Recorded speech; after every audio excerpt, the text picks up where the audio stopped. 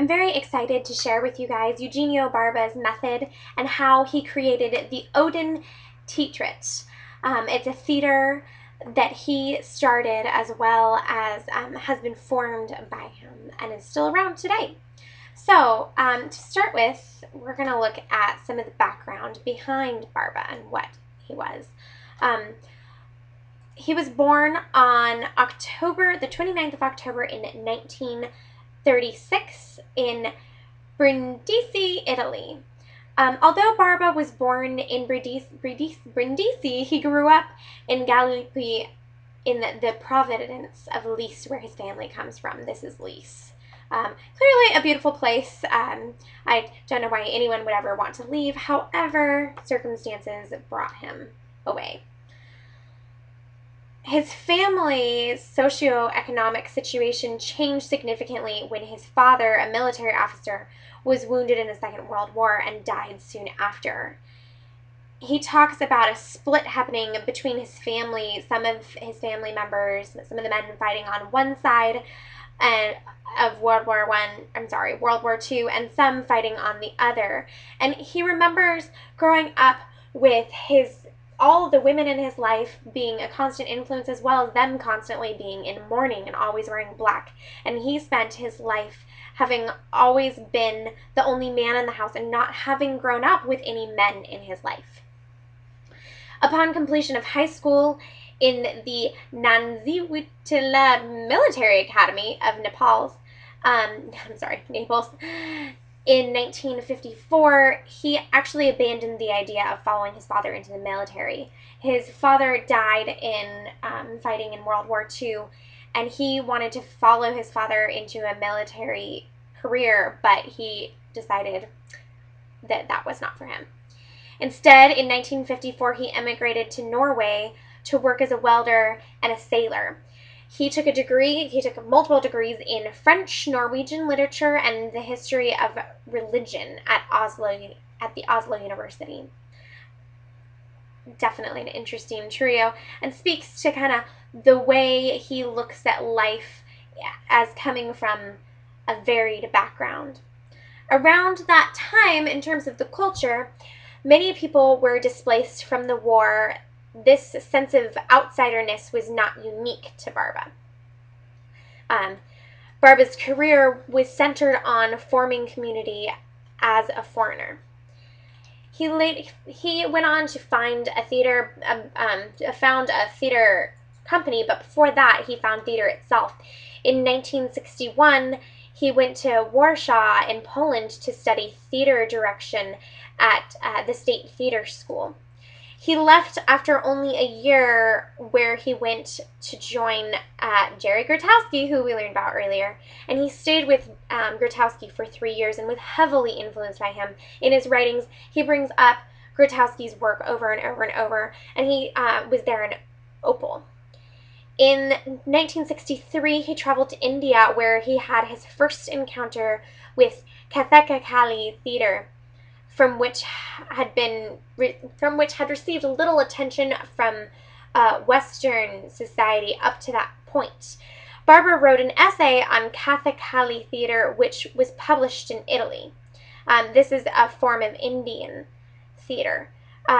He published that article in Italy, France, the U.S., and Denmark. His first book about Grotowski in Search of a Lost Theater was published in Italy and Hungary in 1965. Throughout the course of Barba's work, he takes great care in documenting everything, as I'll kind of look about a little bit later.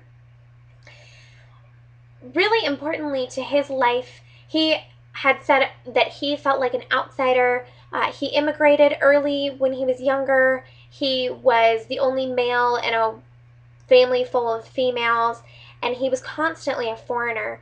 He talks about this. He says that when I left Italy, I became an immigrant. I experienced what it means to be a foreigner working abroad who faces xenophobia and rejection daily.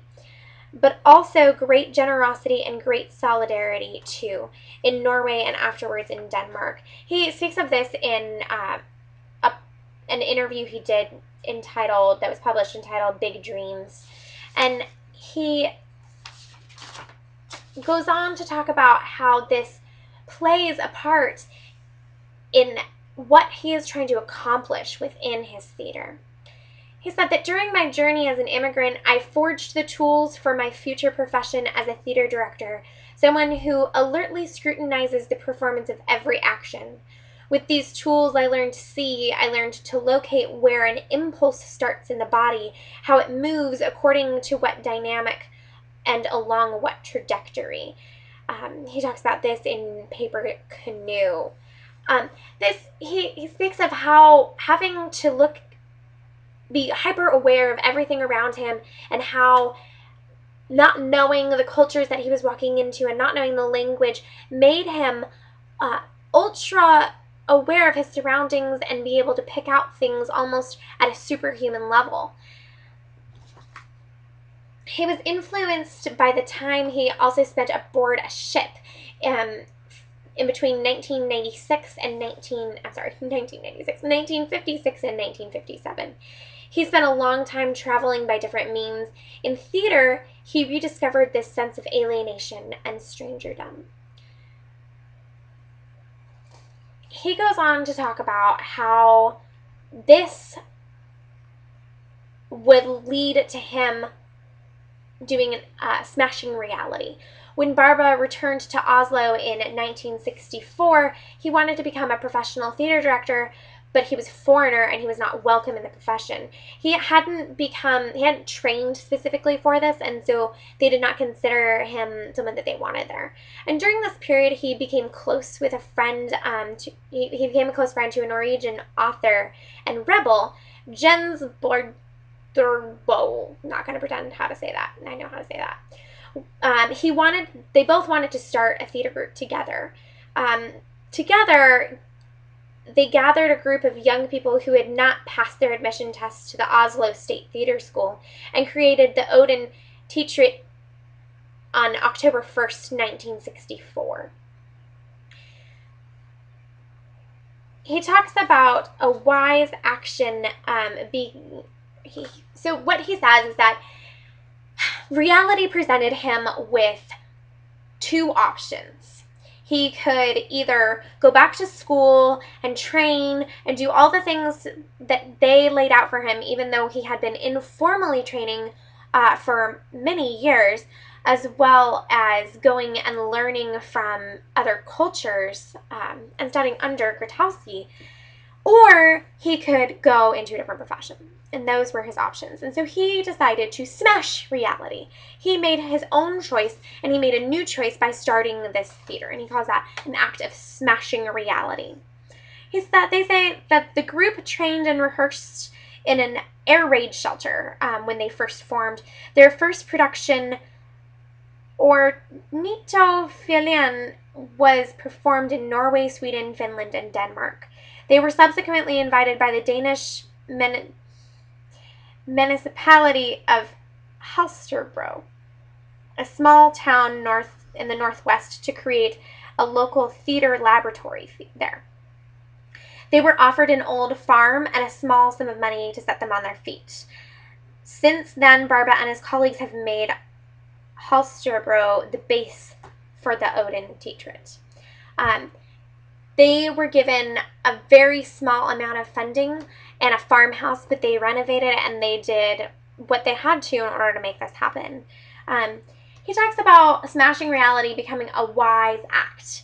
A wise action is something that is destructive, provocative, or disruptive, and it shakes up the status quo, inventing new frames in which anything can happen.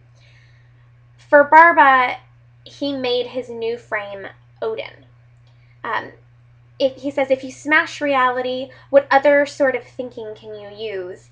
He believes that you have to reshape your thinking in order to do this wise act, but once you do, really great things can be brought out of it. And one of the things that he talks about learning from this experience was that he believes in one technology, the human being. In order to kind of build this community that he was doing, he built a parallel, or he calls it a microcosm subculture, in which it was this culture of outcasts within, foreign outcasts within a larger culture. He said it was important to the process that he gained the trust and confidence of the people around him.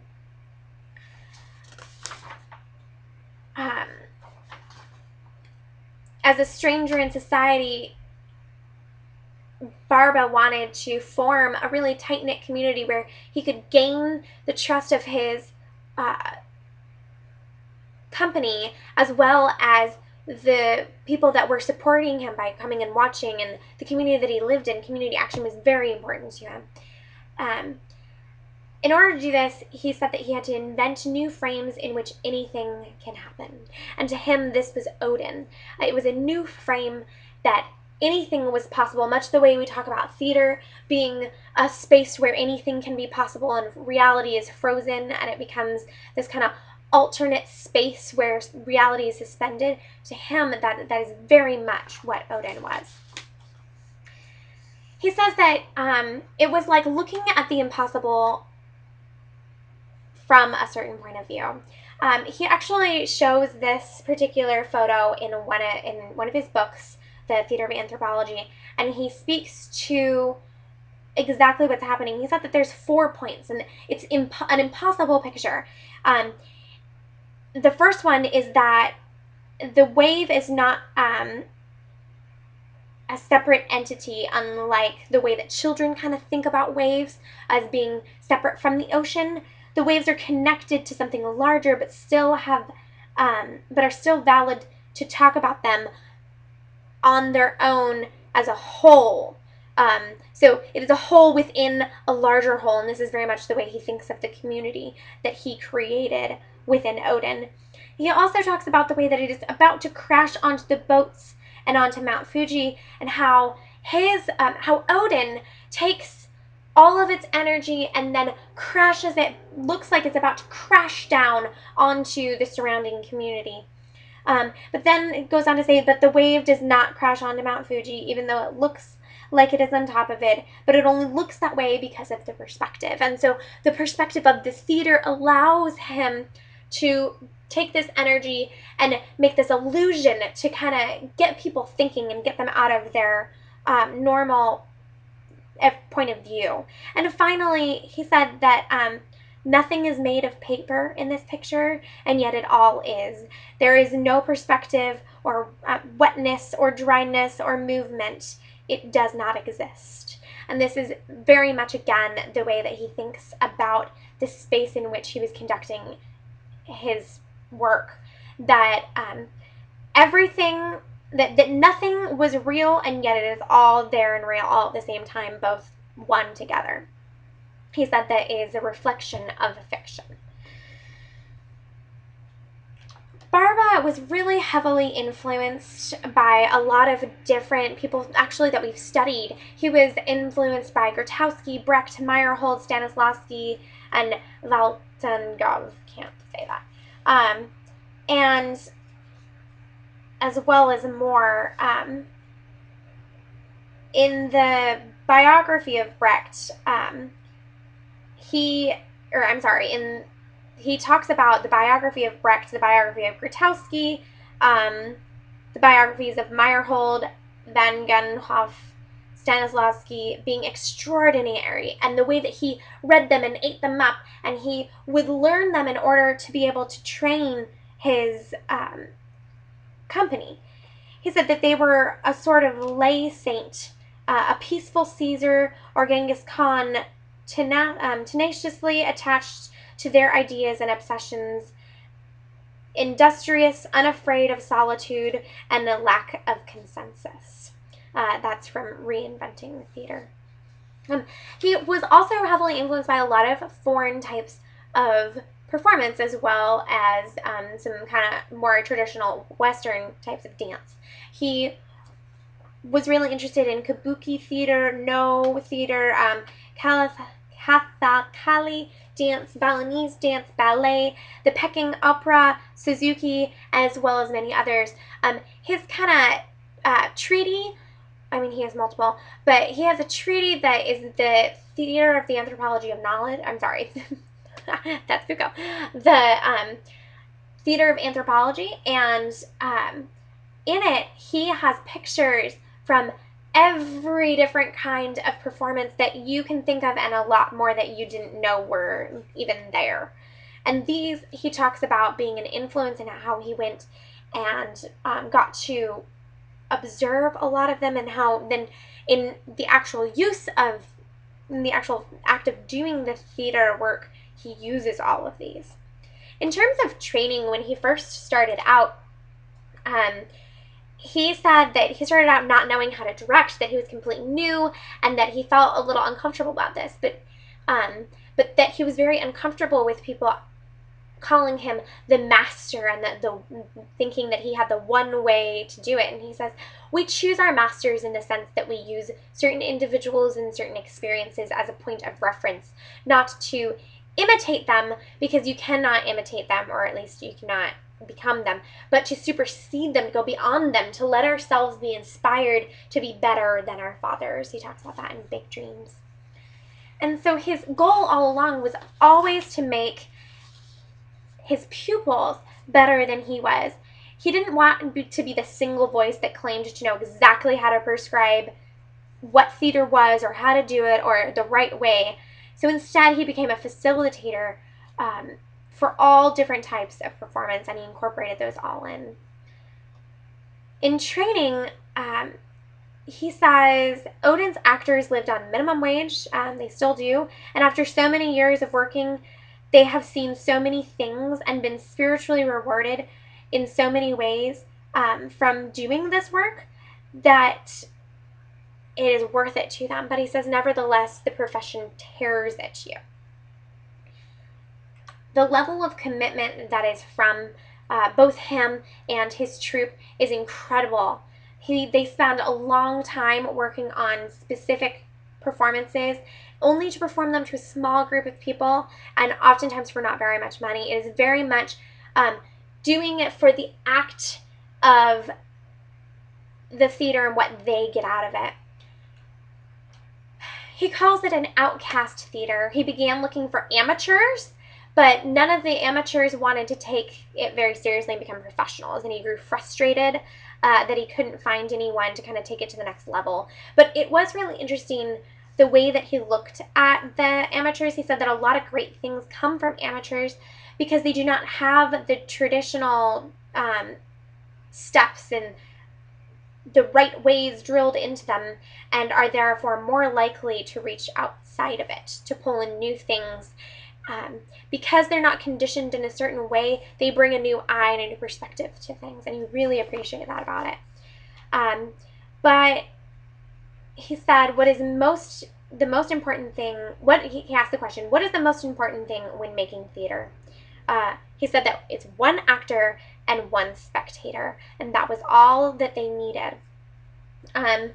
So he looked for those actors among the traditional theaters, young actors who were kind of complaining about being uninspired within the artistic challenges that were being asked of them within the institutions that they were. He said, I had to find people who were in the same situation as me, boys and girls who were helplessly longing to do theater but were not allowed to do it.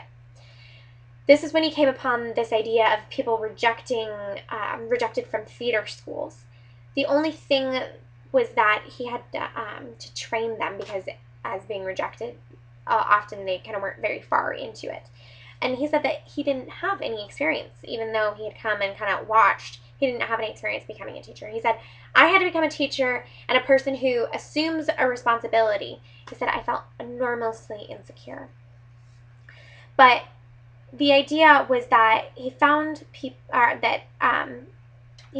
who thought the same way he did, that you need theater and society doesn't need you as an actor, and so you have to make your own way in order to do this. And for him, that was an act of smashing reality. He talks about this in Reinventing Theater. He goes on to talk about how he is very inspired by history. In Big Dreams, he talks about the ways in which he views and is inspired by history. his goal, one of his major goals within the Odin Theater, is to preserve the little stories, the little histories. And he says that these are the ones that get trampled, the ones that are often spoken over and get talked over by the big history with a capital H. He says, I try to protect my little history because it is important for my own integrity and for my own completeness as a human being. I do not want my little history to be violated by outside expectations and prejudices. His goal is to not only preserve his own little histories of people who were being alienated and moved around because of World War II and because of the time, and then since then as well, all across. He wanted to make sure that these stories, personal stories for people, do not get lost. He said that in big history, we often feel that we don't understand. It's too large. Big history is an almost blind force that can feel quite sudden and cruel, like a cyclone, which just destroys and upsets everything. That it's this larger force that within World War II is just such a tumultuous time that came in and upset the entire balance of the countries within Europe, that for him, he wanted to try to protect what was still there.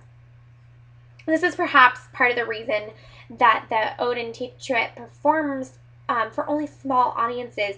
They spend sometimes a year or 2 years on a performance to show it just to an audience of 70 people. And they'll show it a few times, but even when the demand is high, they keep the shows small, and they are always showing new things, and they don't stay on the same show for very long. They don't even stay on the same method for very long. They're constantly incorporating new stories, new shows, new methods of acting, and performing, because what they do is a lot larger than just acting.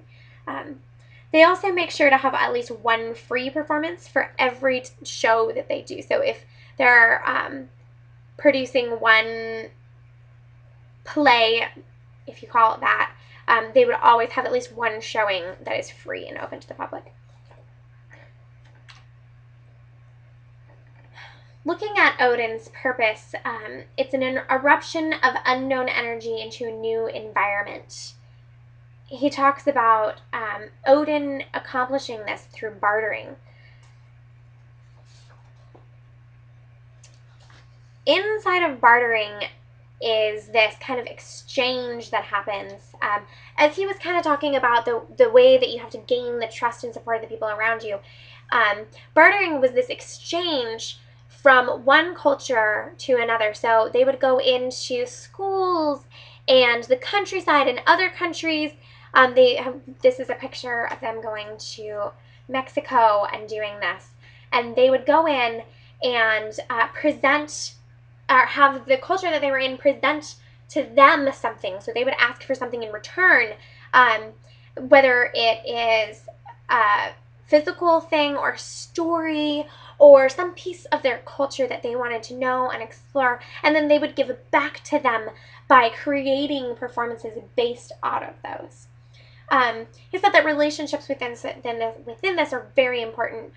We present as a group, and that kind of subculture he was talking about, our culture, they presented their culture, and then they would have the other culture present theirs. And he talks about this exchange that happens, and the things that it produces create valuable disruption.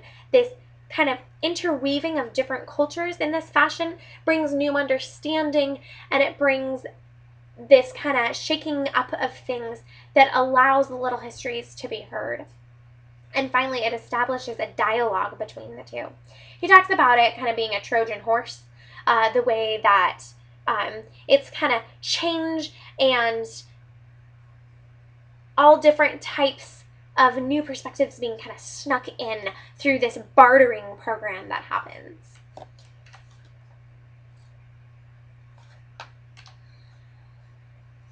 Within the theater of anthropology, the goal of presence, the goal is that of presence. It does not seek to tell performers how to become a good performer. He doesn't want to prescribe exactly what's going on, but rather he seeks to utilize different useful directions instead of giving one universal approach. within this goal of presence, they kind of came to this realization that they were going to have to use their bodies and their voices in new ways, because language was not always an option for them, since many of them were foreign in Denmark, as well as the countries that they traveled to. Oftentimes they didn't know the language. So instead of letting language become this barrier, as a storyteller, they learned to tell these stories through the use of presence, how to exploit the disadvantages and advantages that come from being a foreigner, and how to transform them. That's what he wanted to do. That comes from Big Dreams. He said that he, instead of kind of trying to prescribe one approach, he would give little bits of advice to provide support and orientation. He talks about one of the biggest things in terms of this kind of goal of presence was lokadharmi, which is the behavior in daily life.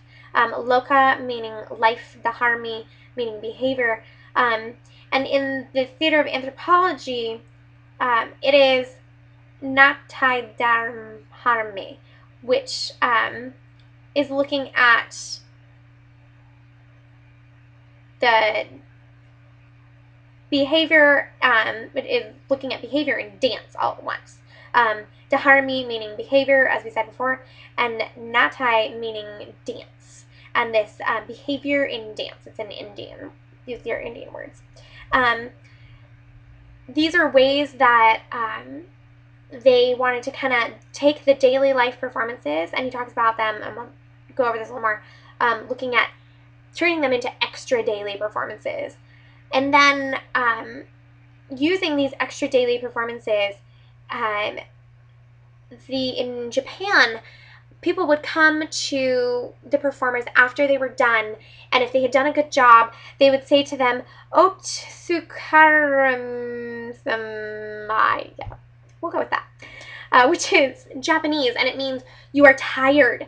And because they were tired, if they had really done their job of acting of this kind of extra daily performance and putting all they had into everything, even if it was seemed like a very mild performance, that they were tired and they had given everything they could to the show and to the audience members. The difference between everyday life actions and actions in performance was this kind of, afterwards you should be tired. In Barba's frame, it is important not to lose the dialectical tensions within everyday actions that can often happen within performance. That sometimes when it kind of becomes too big and too over the top, that this tension between the real and the fake can be lost.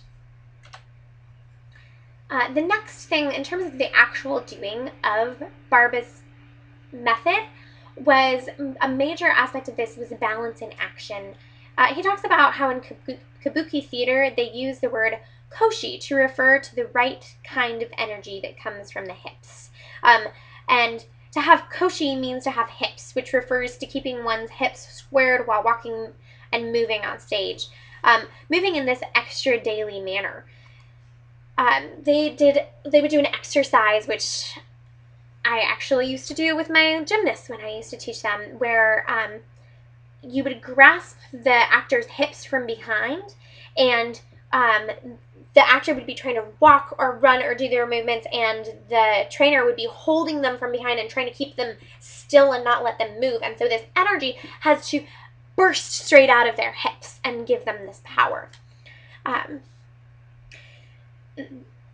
Barba uses this kind of inside balance as an actor. So not just balance on the outside, but also inner balance. He said that imagination must take part inside the physical, not only in the mental, like it is for non-actors. And so this kind of use of the imagination taking hold within the actor.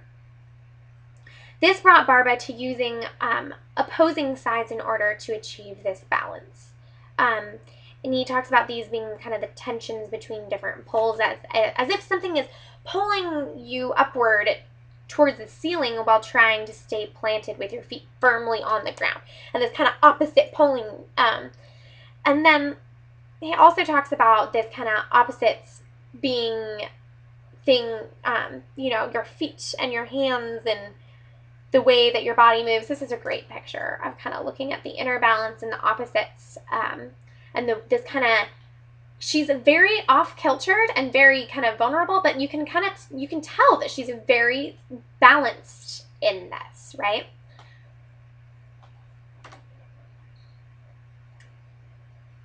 He talks about this being the actions that are isolated from their context and thereby revealed. So that both through the actual physical labor of it, but then within kind of the ideas that are shown through the performance, that when these actions are kind of juxtaposed against each other, this kind of balance between these two opposing poles, that then they're kind of revealed for what they are, right? This idea of performativity being exposed through the reenactment of it. Talks about hiphari hai, to pull something or someone towards yourself while the other person or thing is trying to do the same. Kind of like a tug of war. It's a Japanese word, basically for tug of war, but this kind of energy that is both pulling and being pulled all at once. It is within the upper, he uses this within the upper and lower parts of the body, in the front and the back. So all at once, the upper part is pulling the lower part, and the lower part is pulling the upper part, as well as the front is pulling the back, and the back is pulling the front. Karas manis, karas is to be strong and vigorous, and manis is to be soft and tender. These are the types of things. This is from the Balinese dancers. Again, this kind of dance of oppositions that creates this balance within action. Barba looks closely at what he calls the virtue of omission, which is the ability to tame, or he calls it tamaru, or to keep the energy in. So just as important as what is being let out is also what is absorbed into an action limited in space. The energy is necessary to carry out the much larger action. Within all of the searching and observing that he did throughout the years, he started to come in search of a new posture.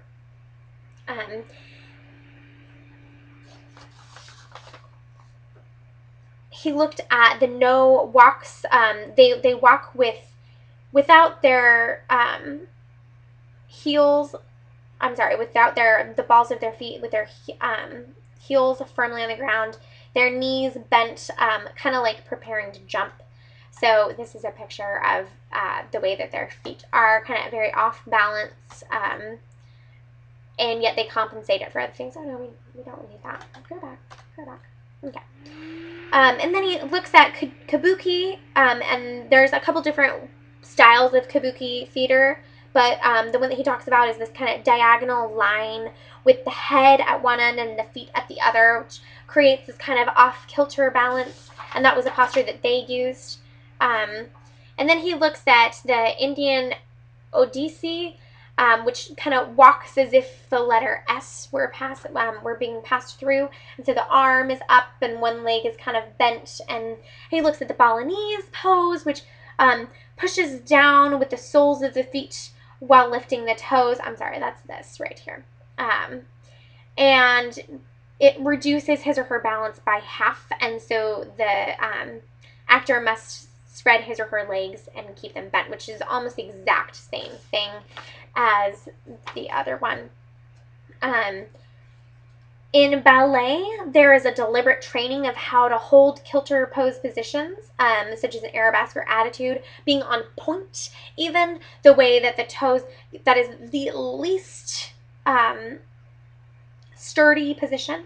But what he kind of came up with looking at all of these and the amalgamation of them is he calls it sats. And he noticed that his actors, after learning all of these different styles and after observing them for so long, that they all kind of started to stand like this. And it's a slight bend at the knees and a balanced, ready stance that enabled the actor to move in any direction. They could jump, they could bend down, they can move side to side, forward or backwards, zigzag. They can do all these things at a moment's notice. And it was what he said, an athlete's position when they are ready, right? When you imagine like a tennis player or a basketball player, their stance when they're ready to move and the gun hasn't quite gone off yet, right? He's very particular. He looks at the hands and feet. In Balinese dancing, the feet represent the alteration of balance and the opposite directions, right? They represent different groundings within it.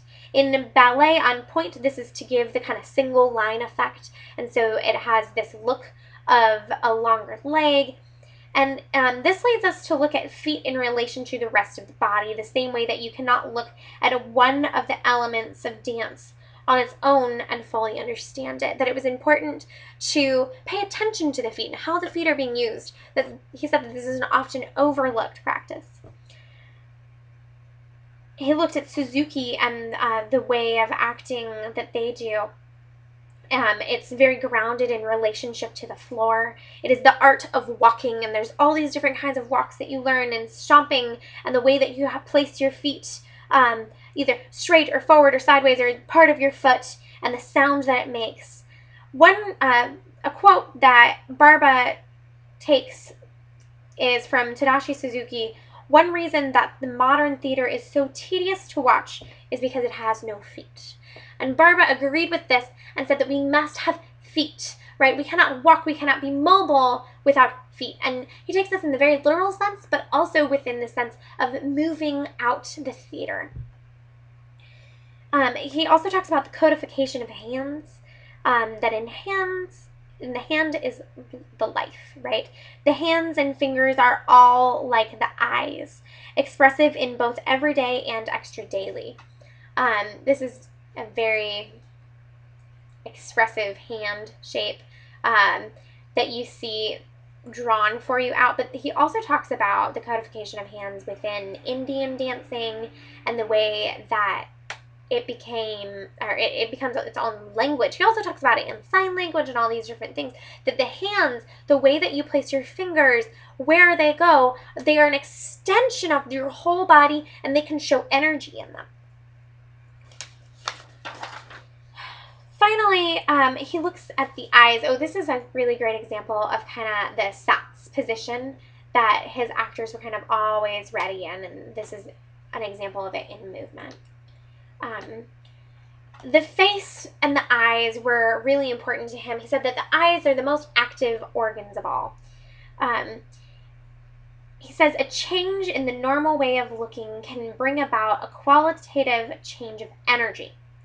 By one simple change in the daily way of looking, performers are able to give impetus a whole new energy. He looks at the concrete gaze, which is the very intense, wide gazes where the focus is on one thing or one direction and are held there, and that's the concrete gaze. And he talks about it being powerful even though the point at which the gaze is fixed on something that is empty. That though they're actually staring at nothing at all, that it becomes something, and that it kind of takes on and brings life to something that's not there, right? And he says there's this action of actually seeing, right? It is as if you have looked at the stars 1,000 times, but suddenly you see a star in a new way that leads to that type of understanding, which is a total experience, not just looking up at the stars, but a total experience. This is the action of seeing, right? And he says that showing one is seeing, right? You have to actually show someone that you are watching, and this is showing one that you are seeing. He also looks at facial expressions a lot. He looks at the teeth, how the teeth are, if they're showing, kind of like smiling, but also like the kind of growling. And he looks at a dilated face, think like sunshine and prunes, where you scrunch your face up, or the dilated faces to kind of open your face up and bring it all the way out. He looks at painted faces on stage and masked faces, and these are the kind of very physical ways that the theater is embodied within Odin. Now we're going to listen to kind of what his take is on energy. This is a video of Barba speaking about what energy is. We're going to watch a little clip of this.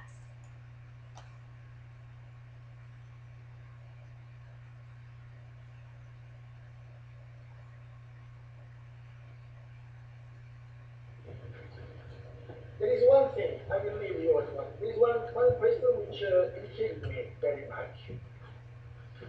A person who, let's say, always speaking about energy. The person is a scholar, of course. And she says, you speaking all the time energy. What is energy? Could you please define and give us an example of what energy is, cynically speaking? And this is what I would like, just in 5 minutes, to ask all those who gave working demonstration to come with their definition and just to give a sample of what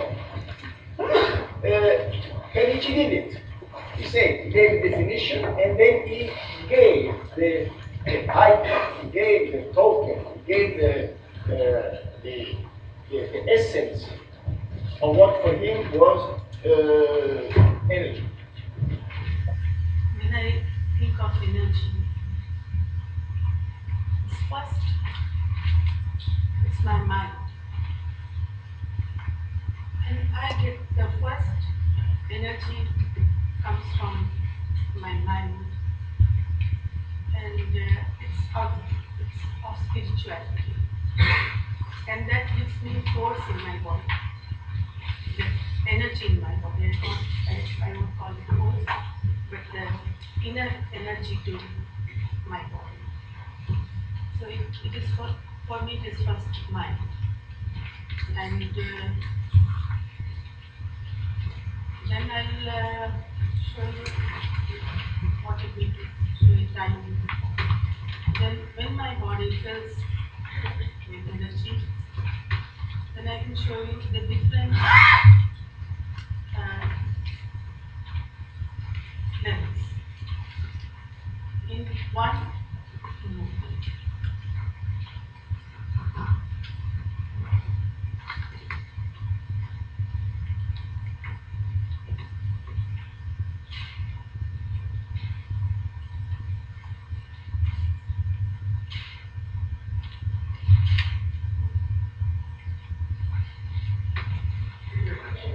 Yeah, I have no definition of energy. I think energy is something that the body is creating with some kind of resistance, like you have a waterfall and you can make that into electricity. It is not the water that becomes something else. You get like the water with the falling gets a kind of energy. Like my body is falling, and I can let this movement die. I don't use it.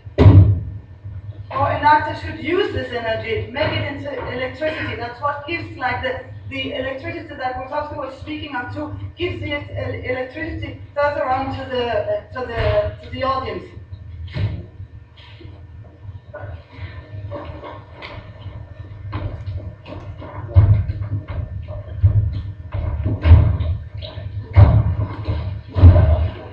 Uno solo.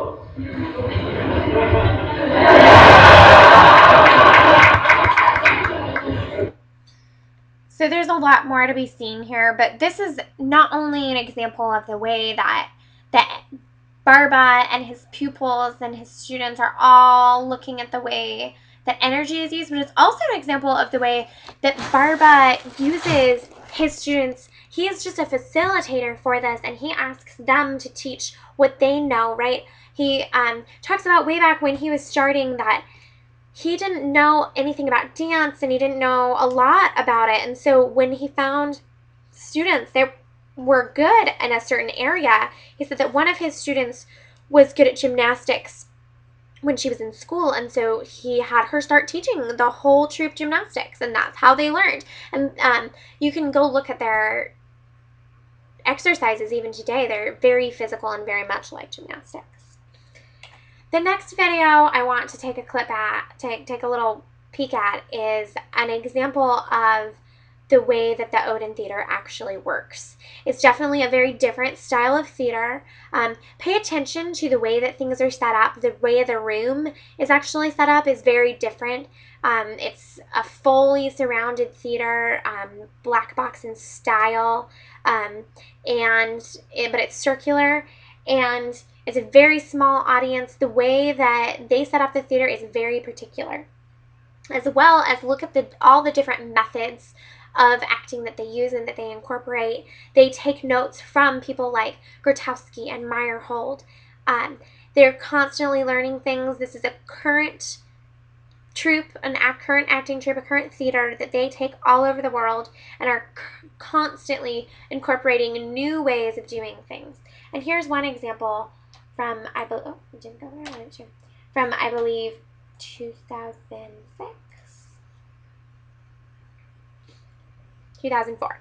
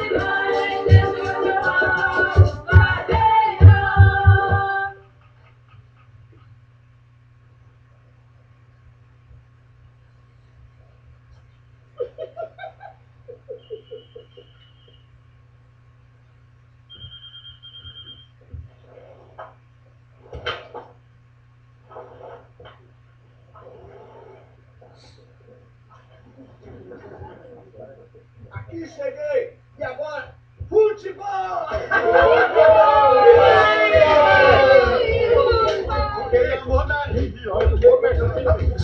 Fernandinho toca e retrilho. Como é que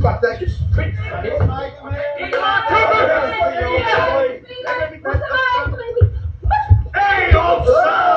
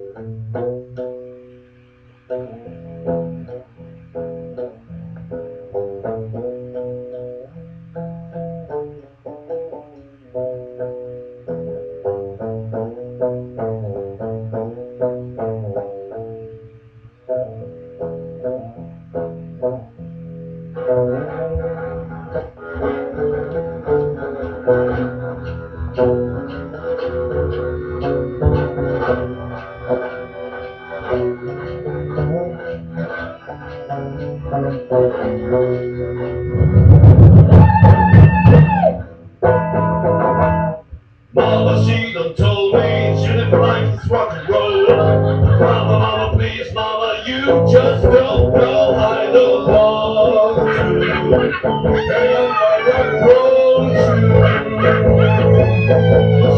I don't want to. Hang on my rock and roll shoes. I got this good time feeling every time I hear my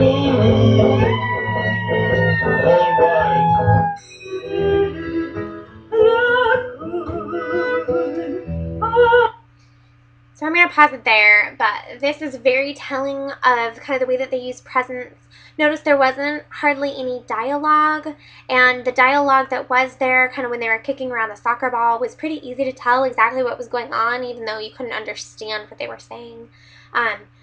They used multiple languages in this. They used a lot of different types of performance. I love the mirror, the way that that's set up for different vantage points. They're constantly using ways of alienation to kind of portray both the alienation that's happening for them as well as what's happening in the story. They're looking at all sorts of different costuming and aesthetics and different ways of moving and different ways of talking. But this very constant, when they're on stage, it's 100% fully on, and this is the presence that they are talking about. And with that, ladies and gentlemen, that is Eugenio Barba.